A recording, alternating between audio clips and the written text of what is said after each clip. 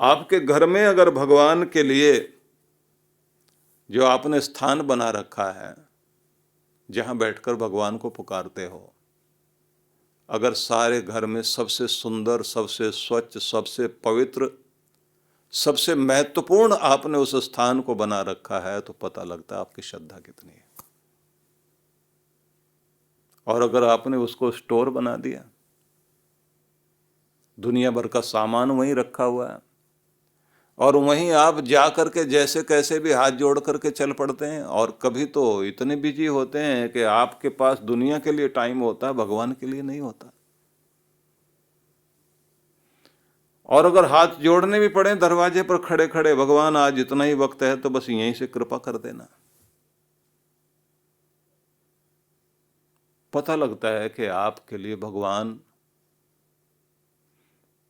दुनिया की सारी चीजों के बाद में स्थान, सारे रिश्तों के बाद भी जो स्थान आता हो, सब रिश्तों के सबसे पीछे भगवान। सारी दुनिया भर की चीजें महत्वपूर्ण हैं, भगवान सबसे बाद में। पता लगता है कि हमारी भक्ति में कमी है। जिस आदमी के लिए दुनिया की सब चीजों से पहले भगवान हो, वो भक्त है। और जिस व्यक्ति के लिए सब रिश्तों से बढ़कर के अगर कोई रिश्ता पहला रिश्ता हो सकता है, जिसको पहले आप महत्व देंगे, तो भगवान। इसलिए वो जो पुराने लोगों को मैंने देखा है कि घर में ब्याह शादी का मौका, गृह प्रवेश का अवसर है, या कोई बहुत शुभ कार्य है, अब बधाई गाते हैं, महिलाएं बधाई गाती हैं, तो उनकी बधाई देखिए, उनकी बधाई के पहला धन्यवाद तो, पहली बधाई तो मेरे भगवान को, जिनकी कृपा से मुझे ये मिला। मान लीजिए घर की बात करते हैं, मेरा घर मुझे मिला, मेरे सपनों का घर मुझे मिला, पहली बधाई मेरे भगवान को, जिसकी कृपा से मुझे ये नसीब हुआ। और दूसरी बधाई मेरे सदगुरु को, जिनकी कृपाएं लगातार चलती हैं। भगवान भी तो कृपा तभी करते हैं जब पहले सदगुरु कृपा करता है। अब बधाई देते देते वो पितरों पर आते हैं, अपने बड़ों पर आते हैं, सबको बधाई देते देते सबके आसपास वालों को बधाई देते हैं, और उसके बाद में आपस में बधाई देते हैं। तो ये जो परंपरा है कि मेरे लिए महत्वपूर्ण पहले कौन, इसलिए ये ध्यान रखिए कि सबसे पहले महत्वपूर्ण हो गया कि गुरु को मानना, गुरु की सेवा करना।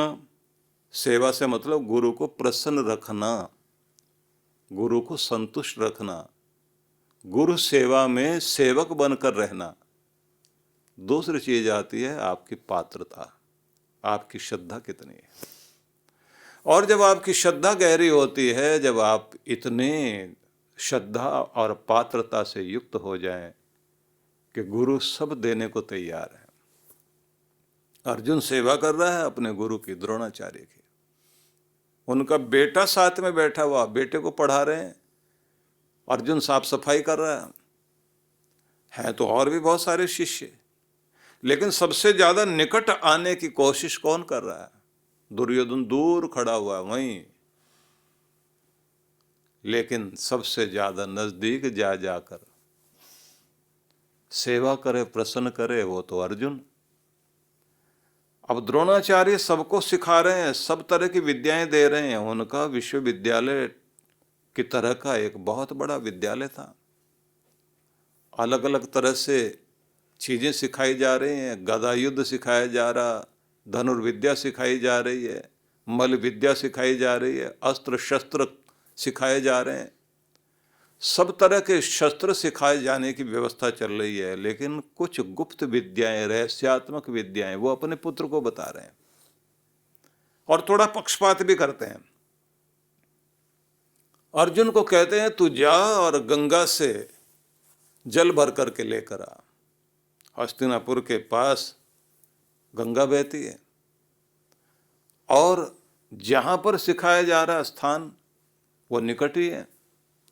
अब जल भरने के लिए पात्र लेकर के अर्जुन जाता है, और इतना तेजी के साथ जाता है कि जल भरकर आएगा, घड़ा जगह पर रख दिया, और अपने हाथ धो करके सामने आके बैठ गया, लेकिन आए इस तरह से कि कान वहीं लगे हुए हैं, जाते समय भी कुछ सुन रहा है, आते भी सुन रहा है, और सुनते सुनते उसको ये समझ में आ गया जो बीच में कुछ बताया गया होगा वो अपना अंदाज लगा लिया, और फिर आकर जब बैठा तो प्रश्न कर दिया साथ में, गुरुदेव आपने जो ऐसे बताया और फिर ऐसे बताया, इसमें तो ऐसा होना चाहिए।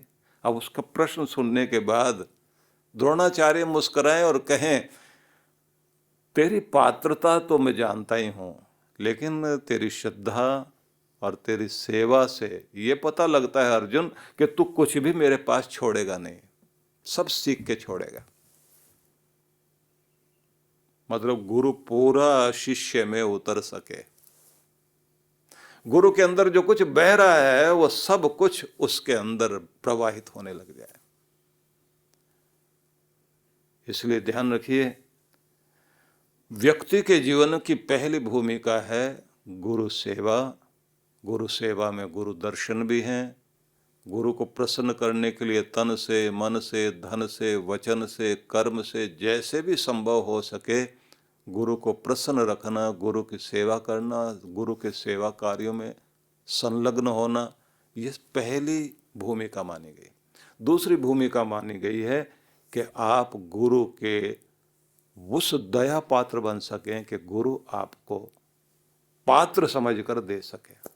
अब आप सोचेंगे कि गुरु के लिए तो सब बराबर हैं, गुरु को तो दे देना चाहिए सबको।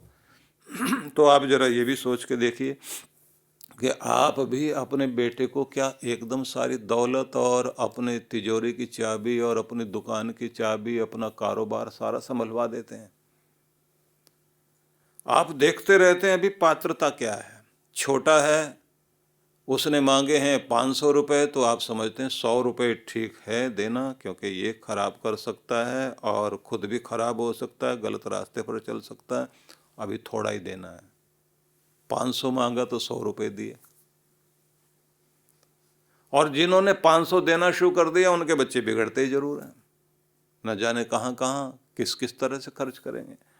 जैसे जैसे आप देखते जाते हैं बच्चा बड़ा हो रहा, समझदार हो रहा है, तो उसकी योग्यता के अनुसार देते हैं।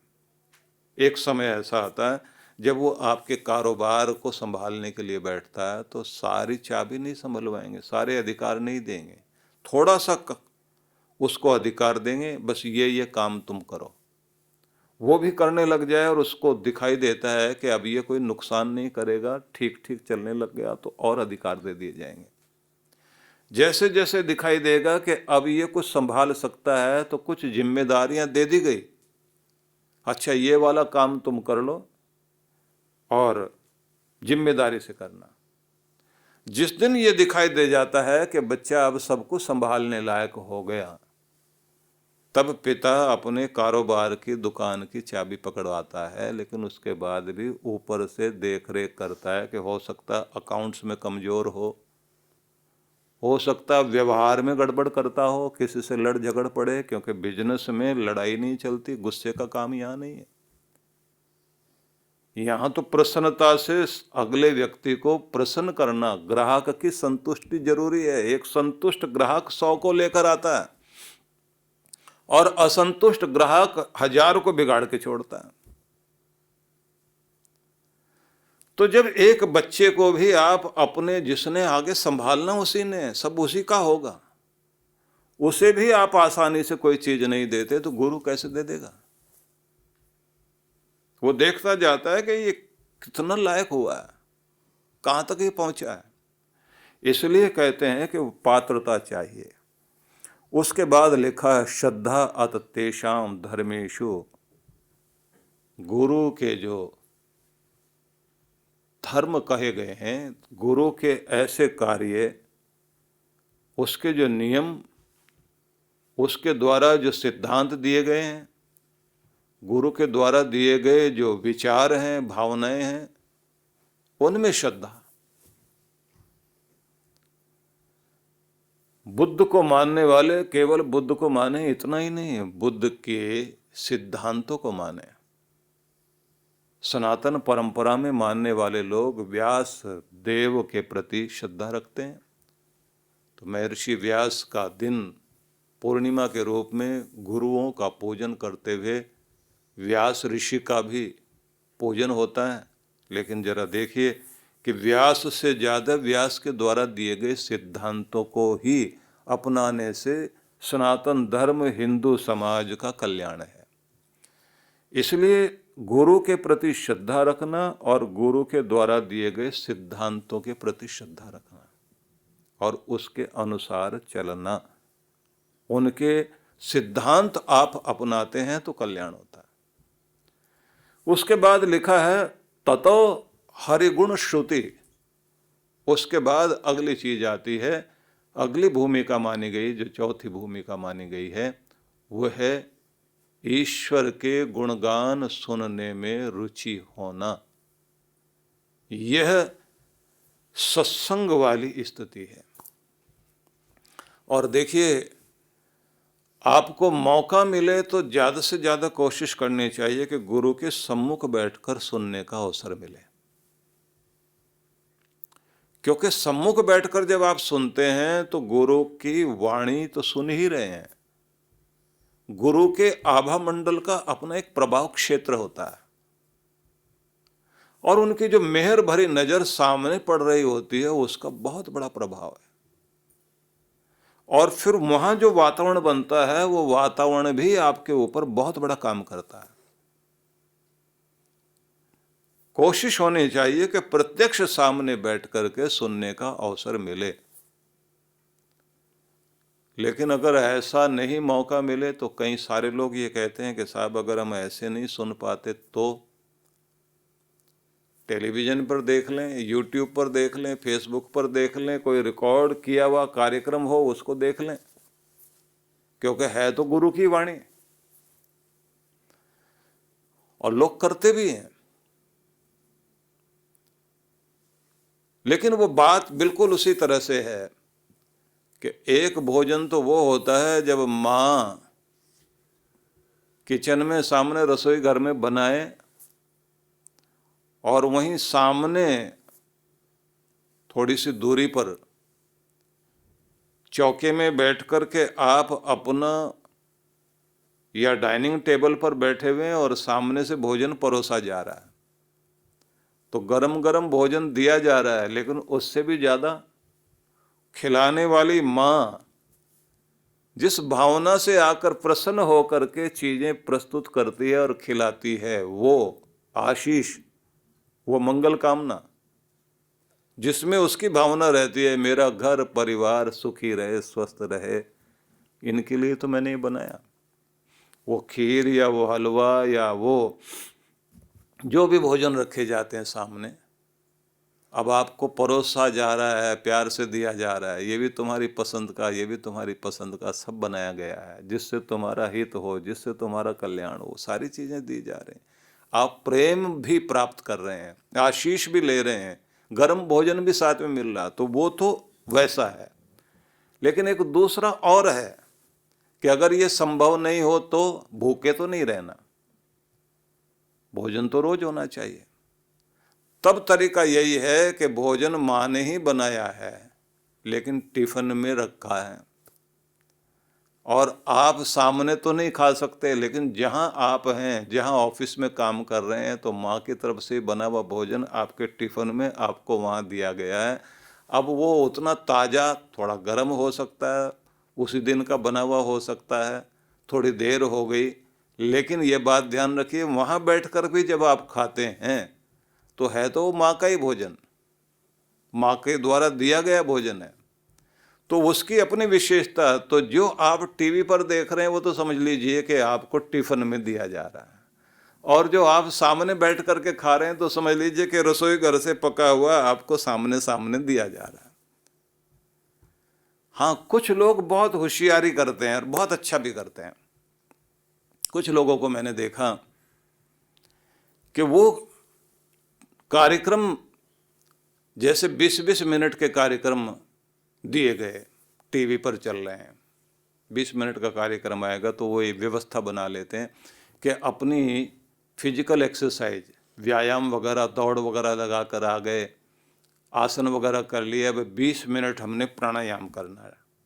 तो 20 मिनट के लिए प्राणायाम करने के लिए सामने बैठ गया। वहीं से अनुलोम विलोम चल रहा है, इधर गुरु जी के वचन कहे जा रहे हैं, दोनों काम साथ चल रहे हैं। जहाँ जहाँ कोई वचन बहुत ज़्यादा प्रभावित करता है तो डायरी और पेन सामने रखा हुआ है, तो साथ साथ नोट भी करते जा रहे हैं। आज मेरे सदगुरु ने मेरे लिए ये कहा, सबके लिए कहा ये नहीं, मेरे लिए कहा। सबसे पहले उन्होंने कहा कि गुरु की सेवा करते हुए प्रसन्नता प्राप्त करो कि उनका आशीष तुम्हें मिल सके और उनकी दया के पात्र तुम बन सको, ये दूसरी बात कही। तीसरी बात कही कि गुरु में श्रद्धा, लेकिन उनके सिद्धांतों में भी श्रद्धा होनी चाहिए। और चौथी बात ये कही है कि तुम्हें सुनना आना चाहिए, सत्संग सुनना आना चाहिए, गुणगान गाना आना चाहिए। जहाँ प्रभु की चर्चा हो वहाँ जाने की आदत जरूर बनाओ। किसी और के पास बैठो न बैठो, प्रभु की चर्चा जहाँ होती है वहाँ जाकर जरूर बैठना। अब आप ये नोट करते जा रहे हैं और आपको समझ में आया कि 4 चीज़ें बताई गई हैं, और इन 4 का मतलब ये हुआ कि जिनकी भी श्रद्धा गुरु के प्रति रही है उनके जीवन में चमत्कार जरूर रहे हैं, चाहे देश के लोग रहे हों या विदेश के लोग रहे हों। भक्ति एक ऐसी चीज़ है जो व्यक्ति को मुक्ति तो दिलाती ही दिलाती है, लेकिन साथ में इस संसार में भी सफल करती है। तो हमें भक्ति को अपनाना। तो ये आपने सुना और नोट भी कर लिया, और प्राणायाम भी साथ में आप कर रहे हैं। तो आपके लिए तो ये हो गया कि उस दिन में शारीरिक लाभ, मानसिक लाभ, आध्यात्मिक लाभ और कृपाएं भी साथ में जोड़ ली। तो ये नियम अपना बनाकर चलना चाहिए। गुरु बिन ज्ञान न होत है, गुरु बिन दिशा अजान, गुरु बिन इंद्रिय ना सधे, गुरु बिन बढ़े न शान। गुरु में समाहित दिव्य और दैवीय शक्तियों के दर्शन, पूजन, ज्ञान, ध्यान से स्वयं को धन्य करें। परम पूज्य सद्गुरुदेव श्री सुधांशु जी महाराज एवं डॉक्टर रक्षिका दीदी जी के पावन सानिध्य में गुरु पूर्णिमा महोत्सव दिनांक 7 से 10 जुलाई 2025। विशेष कार्यक्रम गुरु मंत्र सिद्धि साधना, दिव्य शक्तिपात क्रिया, गुरु मंत्र दीक्षा, भक्ति सत्संग, गुरु दर्शन। गुरु पूर्णिमा महोत्सव 10 जुलाई 2025। स्थान शक्ति टेंट, द गोल्डन डिकॉर, नजदीकी जापानी पार्क, सेक्टर 12, रोहिणी, दिल्ली। आयोजक विश्व जागृति मिशन, दिल्ली। संपर्क सूत्र ऑनलाइन व ऑफलाइन गुरु मंत्र सिद्धि साधना के लिए संपर्क करें। आप सपरिवार सादर आमंत्रित हैं।